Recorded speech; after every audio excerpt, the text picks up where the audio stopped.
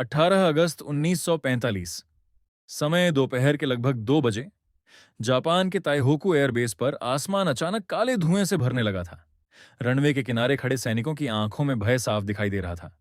कुछ ही सेकंड पहले एक सैन्य विमान आग के विशाल गोले में बदल चुका था। धातु के टूटे हुए टुकड़े दूर तक बिखरे पड़े थे और जलते ईंधन की गंध हवा में घुल चुकी थी। उसी धुएं के बीच एक नाम तेजी से फैलने लगा, सुभाष चंद्र बोस। दुनिया को बताया गया कि उसी विमान दुर्घटना में उनकी मृत्यु हो गई, लेकिन उस दिन मौजूद कई लोगों की गवाही कभी एक जैसी नहीं रही। किसी ने कहा उन्होंने जलते हुए व्यक्ति को बाहर निकलते देखा, किसी ने कहा विमान में विस्फोट ही नहीं हुआ था, और कुछ लोग ऐसे भी थे जिन्होंने दावा किया कि यह पूरी घटना एक सोची समझी योजना थी। एक ऐसा रहस्य जो आने वाले दशकों तक भारत की राजनीति, खुफिया एजेंसियों और करोड़ों लोगों के मन में जिंदा रहने वाला था। लेकिन इस कहानी की शुरुआत उस जलते हुए विमान से नहीं होती। इसकी शुरुआत होती है 1940 के उस भारत से, जहां ब्रिटिश साम्राज्य अपनी सबसे मजबूत पकड़ बनाए बैठा था। हर सड़क पर अंग्रेज सैनिक थे, हर सरकारी भवन पर यूनियन जैक लहरा रहा था और हर विरोध को बेरहमी से कुचल दिया जाता था। उसी समय भारत के भीतर एक ऐसा व्यक्ति उभर रहा था जिसकी सोच बाकी नेताओं से बिल्कुल अलग थी। जहां महात्मा गांधी अहिंसा का मार्ग चुन चुके थे, वहीं सुभाष चंद्र बोस मानते थे कि अंग्रेज सिर्फ शक्ति की भाषा समझते थे। उनके भीतर आजादी की आग किसी तूफान की तरह जल रही थी। ब्रिटिश खुफिया विभाग उनकी हर गतिविधि पर नजर रख रहा था। उनके घर के बाहर पहरा था, फोन टैप किए जा रहे थे और हर मुलाकात पर रिपोर्ट तैयार हो रही थी।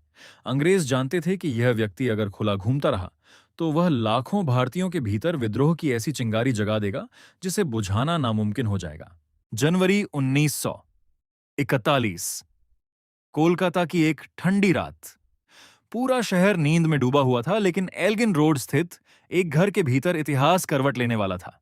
अंग्रेज पुलिस को यकीन था कि जिस व्यक्ति को उन्होंने नजरबंद किया है वह बाहर निकल ही नहीं सकता।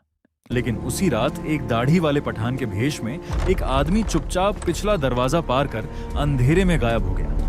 वह कोई साधारण आदमी नहीं था, वह सुभाष चंद्र बोस थे। ब्रिटिश खुफिया एजेंसियों को कई घंटों तक इसकी भनक तक नहीं लगी। जब सुबह दरवाजा खुला तब तक वह सैकड़ों किलोमीटर दूर निकल चुके थे। उस एक रात ने अंग्रेज साम्राज्य की नींव हिला दी थी। पूरे भारत में खबर फैल गई कि अंग्रेजों की सबसे कड़ी निगरानी भी नेताजी को रोक नहीं पाई। इसके बाद शुरू हुआ दुनिया के सबसे खतरनाक सफरों में से एक। अफगानिस्तान की बर्फीली सीमाएं, सोवियत रूस के गुप्त रास्ते और फिर नाजी जर्मनी। उस समय पूरी दुनिया द्वितीय विश्व युद्ध की आग में जल रही थी। हर देश अपने अस्तित्व के लिए लड़ रहा था। उसी दौरान सुभाष चंद्र बोस ने फैसला किया कि भारत की आजादी के लिए उन्हें ब्रिटेन के दुश्मनों से हाथ मिलाना पड़ेगा। बर्लिन के एक अंधेरे युद्ध कक्ष में उनकी मुलाकात एडोल्फ हिटलर से हुई। चारों तरफ फैले युद्ध के नक्शे, भारी सैनिकों की मौजूदगी और यूरोप को निगलती हुई तबाही के बीच नेताजी सिर्फ एक ही बात सोच रहे थे, भारत की स्वतंत्रता। दुनिया उन्हें अलग अलग नजरों से देख रही थी, लेकिन उनके लिए यह एक युद्ध था और युद्ध में जीत ही सबसे बड़ा सत्य होती है। कुछ समय बाद दक्षिण पूर्व एशिया में एक नई सेना आकार लेने लगी। उसका नाम था आजाद हिंद फौज। हजारों भारतीय सैनिक जो पहले ब्रिटिश सेना का हिस्सा थे, अब अंग्रेजों के खिलाफ हथियार उठा चुके थे। जंगलों के भीतर प्रशिक्षण शिविर बन रहे थे। सैनिकों की आंखों में एक नया सपना था। नेताजी का चेहरा उनके लिए उम्मीद बन चुका था।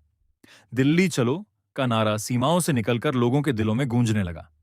उस समय पहली बार अंग्रेजों को एहसास हुआ कि भारत अब सिर्फ आंदोलन नहीं कर रहा, भारत युद्ध की तैयारी कर रहा है।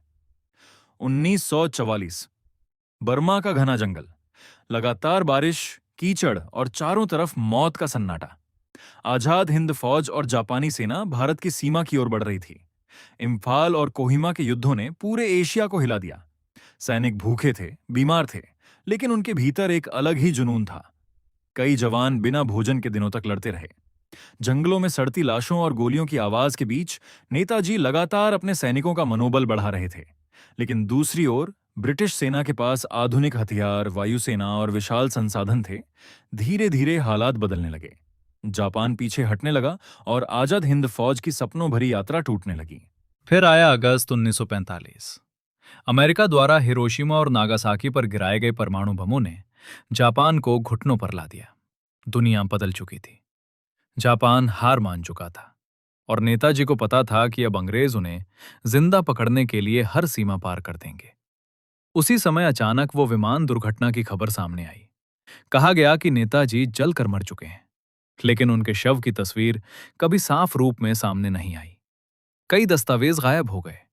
जापानी अधिकारियों की गवाही अलग अलग थी, और यहीं से शुरू हुआ भारत के सबसे बड़े रहस्यों में से एक। कुछ वर्षों बाद भारत आजाद हो गया। जवाहरलाल नेहरू देश के पहले प्रधानमंत्री बने। लेकिन नेताजी का रहस्य खत्म नहीं हुआ। देश भर में अफवाहें फैलने लगीं कि वो जिंदा हैं। किसी ने दावा किया कि उन्हें रूस में देखा गया। किसी ने कहा वो साधु बनकर भारत लौट आए। कई खुफिया रिपोर्टों में उनके जीवित होने के संकेत मिले। यहां तक कि वर्षों तक भारतीय एजेंसियां नेताजी के परिवार की निगरानी करती रहीं। सरकारें बदलती रहीं, आयोग बनते रहे, लेकिन सच हर बार धुंध में गायब हो जाता।